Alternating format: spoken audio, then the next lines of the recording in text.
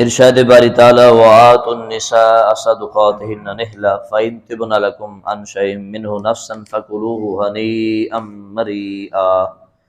وحدہ لا شریک نے ارشاد فرمایا اور پھر تم اپنی عورتوں کو خوش دلی سے ان کا مہر ادا کرو، پھر اگر وہ اس میں سے خوشی سے تمہیں کچھ دے دیں تو وہ تم کھاؤ رہتا بچتا۔ اس میں وحدہ لا شریک نے بہت بڑا مسئلہ بیان فرمایا ہے جو کہ ہمارے معاشرے کے اندر جس کی ضرورت بھی ہے۔ حق مہر کے بارے میں اللہ وحدہ لا شریک نے اس آیہ بینہ میں ہماری تعلیم و تربیت فرمائی ہے۔ نکاح کیا جاتا ہے تو نکاح کرنے پر عورت کو حق مہر دیا جاتا ہے، اس کے حلال ہونے کے لیے حق مہر شریعت نے رکھا ہے جو کہ دینا انتہائی ضروری ہے۔ اللہ وحدہ لا شریک نے یہاں پر یہ ارشاد فرمایا کہ جب تم اپنی عورت کو حق مہر دو تو نہ مجبوری سے، نہ پریشانی سے، نہ تنگ آ کر، نہ مجبور ہو کر، نہ پریشان ہو کر، بلکہ خوش دلی سے جتنا خوش ہو سکتے ہو اتنی خوشی سے تم اس کا حق مہر ادا کرو۔ مجبور ہو کر دینے سے نہ شریعت راضی ہوگی نہ اللہ اس کا رسول راضی ہوگا۔ ایک اس کا حق ہے، جہاں باقی خوشیاں ہیں وہاں یہ خوشی بھی انسان کو ہونی چاہیے۔ آگے دوسرا مسئلہ یہ بیان فرمایا کہ اگر وہ اپنی خوشی سے حق مہر میں سے تمہیں کچھ دے تو وہ لو، اگر وہ نہیں دینا چاہتی تو تم نہیں لے سکتے۔ دونوں مسئلوں میں ہمارے ہاں کچھ غلطیاں پائی جاتی ہیں۔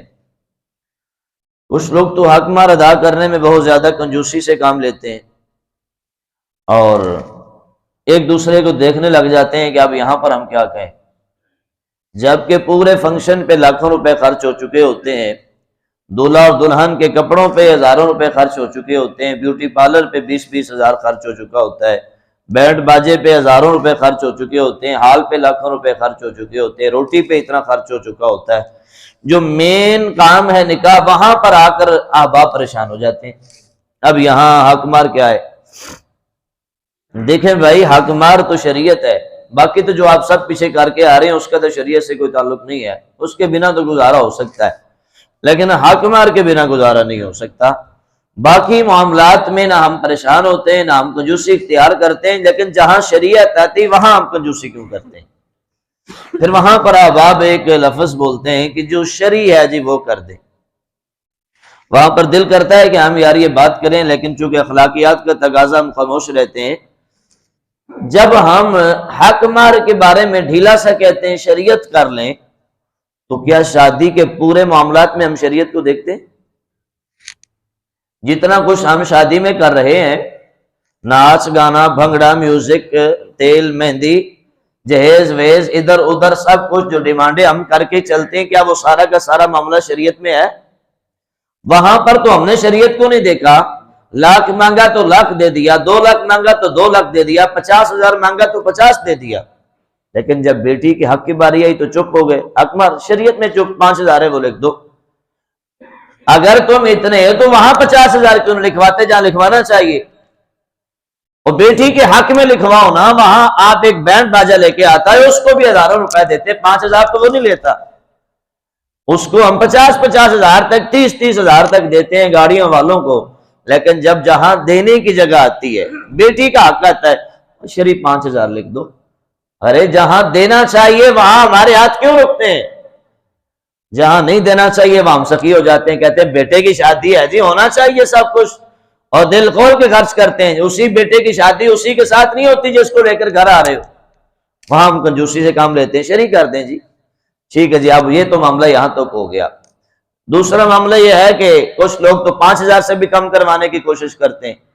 10,000 کم از کم آپ تو ہونا چاہیے، جو جس قدر آپ اوپر مہنگائی تھی 10,000 تو کم ہے، 5,000 روپیہ لکھ دیتے ہیں، لیکن وہ بھی لوگ وہاں پر بھی چہرہ تھوڑا سا بدل لیتے ہیں، 5,000 لکھ دیا۔ اس کے بعد ایک خرافت ہوتی ہے، جیسے ہی ہم نکاح پڑھانے جاتے ہیں تو ان کی مائیں یا ان کی خالہ یا کوئی باس بیٹھی ہوتی ہے یا ان کا باپ سر پہ کھڑا ہوتا ہے۔ اب حق مہر جب اس کو دیا جاتا ہے نکاح کے بعد تو وہاں عورتیں بولی باتیں ہیں، بیٹا ابھی گھر جا کے اس کو دے دینا، یا کوئی بڑا کہتا ہے اس کو دے دینا۔ شرم سے ڈوب مرنا چاہیے ان کو، اگر لینا ہی ہے واپس تو دیا کیوں ہے؟ اگر لیا ہی ہے لینا ہی ہے تو اس کو دیا کیوں ہے؟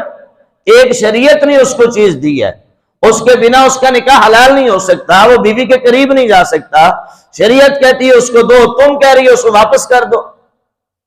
نہ ہم نے مسئلہ سمجھنا ہے، نہ ہم نے دین سمجھنا ہے، نہ ہم نے شعور لینا ہے، بس جہاں ہمارا اپنا دل آئے گا وہاں پر جی۔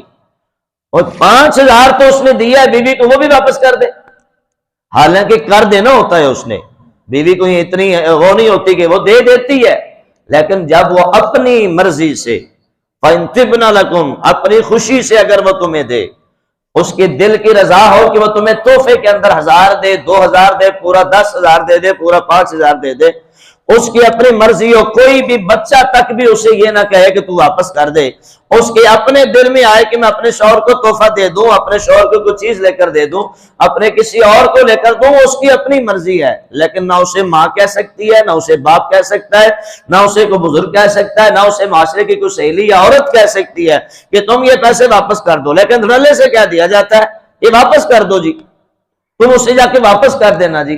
سراسر حرام ہے، سراسر حرام ہے یہ کام، لیکن ہماری عورتیں دھڑلے سے کرتی ہیں، ہمارے بزرگ بھی وہاں کے کئی کہ وہاں بد کچھ تو یوں بھی کہتے ہیں حق مہر کی ضرورت ہی کیا ہے، شریعت کبھی پڑھی ہو تو پتہ چلے نا حق مہر کی ضرورت کیوں نہیں ہے۔ ہم ایک تو اسے دیتے کم ہے، دینے کے بعد بھی ہم کہتے ہیں واپس کر دو۔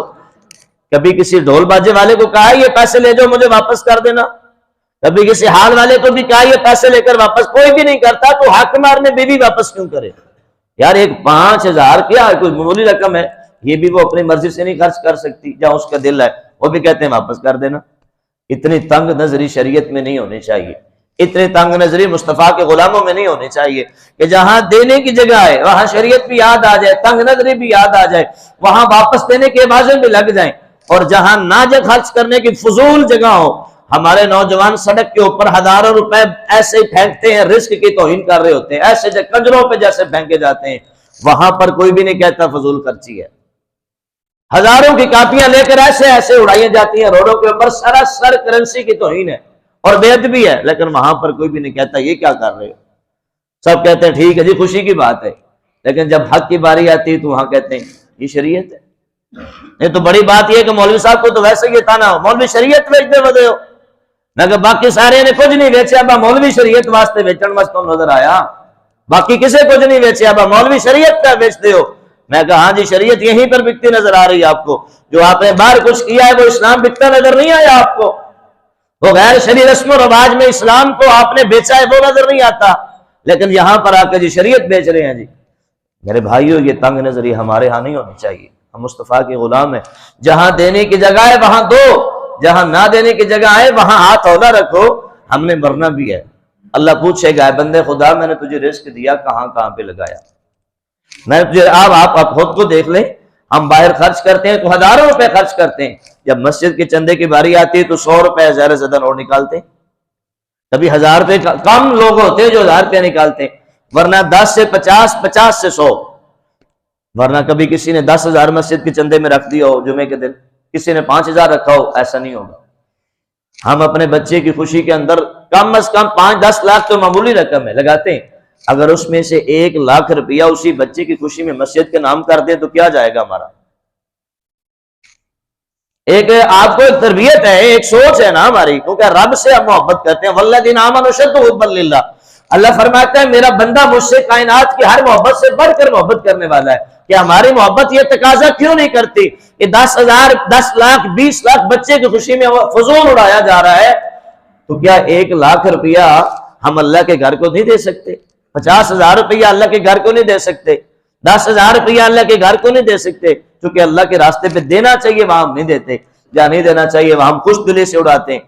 یہ ہمارے لیے کل قیامت کے دن پھندا بنے گا، قیامت کے دن یہی رزق جو آج ہم فضول ناجائز جگہوں پہ خرچ کرتے ہیں نا، وہاں سوال کیا جائے گا بندے خدا ہم نے تجھے رزق دیا تو نے کہاں پہ خرچ کیا؟ لہٰذا کل قیامت کے دن جواب دینا بہت مشکل ہو جائے گا۔ آج میرے بھائیوں خرچ کرنے سے پہلے ذرا دیکھیں تو صحیح جگہ آپ خرچ کر رہے ہیں، کہیں یہ جگہ آپ کو قیامت کے دن پریشان تو نہیں کرے گی؟ اگر آپ پھر دوسری جگہ پہ خرچ کرتے ہی ہیں تو اچھی جگہ پر بھی خرچ کر جائیں، اچھی جگہ پر بھی۔ ہم اپنے لیے عالیشان لباس لیتے ہیں، لیکن جب ماں کی باری آتی تو ماں گزارا کر لو، اس وقت دکھ تو ہوتا ہے ایک دفعہ یار کہ ہماری بیویاں پہنے 30,000 والا سوٹ، ماں پہنے 3,000 والا سوٹ، दूल्हा साहब पहने 10-10, 50-50 हजार वाले कपड़े, बाप पहने 1,000 वाला सूट, उस वक्त जनाजा तो निकलता ही है।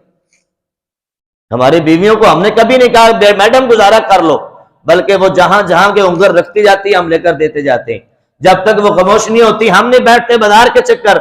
माँ को कहते माँ तू गाड़ी बैठ हम ले आएंगे, चल माँ इसी में गुजारा कर ले। ये हमारा इस्लाम है, ये हमारी शरीयत, ये हमारा हाल है। फिर हम कहते हैं मालिक हमारे हाल पे रहम फरमा। अल्लाह फरमाता है बंदे खुदा अपने नामा अमाल को तो देख, तेरे नामा अमाल इस काबिल है कि तुझ पे रहमत की जाए।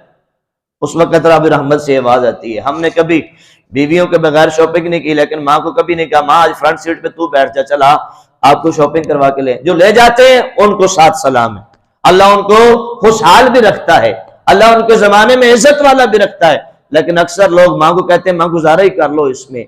लेकिन मेरे भाइयों याद रखो, रब फरमाता है यसअलूनका माज़ा युनफिकून, ऐ प्यारे हबीब आपसे अगर सवाल किया जाए कि हम कहाँ खर्च करें, कुल मा अनफक्तुम मिन खैरिन फलिल वालिदैन, अल्लाह फरमाता है सारी कायनात में खर्च करना एक तरफ, उससे अल्लाह राजी नहीं होता, लेकिन जितना रब अपने माँ बाप के कदमों पे खर्च करने पे राजी होता है किसी और जगह पे राजी नहीं होता। सबसे बेहतरीन अगर खर्च करना चाहो तो माँ बाप पे खर्च कर दो, इधर से खर्च होगा उधर से अल्लाह उसके रसूल की रज़ा नसीब हो जाएगी। तो हमें चाहिए कि आज अपने माँ बाप पे भी खर्च करें, अल्लाह के घर पे खर्च करें, अल्लाह की राहों पे खर्च करें। और बाकी जब बेटी के हक की बारी आए ना तंग दिली दिखाएं, ना तंग नजरी, ना कंजूसी, बल्कि अच्छे तरीके से खुशी के साथ जो उसका हक है उसको अदा करना चाहिए। ना वापसी का मुतालबा, ना परेशान होकर, ना मजबूर होकर, उसको उसकी मर्जी पे छोड़े। उसका दिल करे तो खुद खर्च करे, उसका दिल करे तो शोहर को दे, उसका दिल करे किसी गरीब को दे दे, उसका दिल करे किसी यतीम को दे दे। उसका अपना हक है, शरीयत ने उसको दे दिया है, तो हम कौन होते हैं उससे उसका हक लेने वाले। तो खुदारा इन मसाइल की तरफ भी हमें नजर करनी चाहिए। अभी आगे विरासत के मामलात भी शुरू होने हैं, वसीयत के मामलात भी शुरू होने हैं। इसी सूरत में यतीमों के माल के साथ औरतों के मामलात से सारे इंशाल्लाह आगे आगे आपको सुनते जाएंगे और बहुत सारे आपको मसाइल से आगाही नसीब होगी। आते जाइए और कुरान समात कीजिए। अल्लाह वादुल्ला शरीक हमें जो हम कुरान सुन रहे हैं उसमें जो हमारी गलतियां मौला में उससे दूर करके मौला में नेकी के रास्ते पे चलने की तौफीक नसीब फरमाए।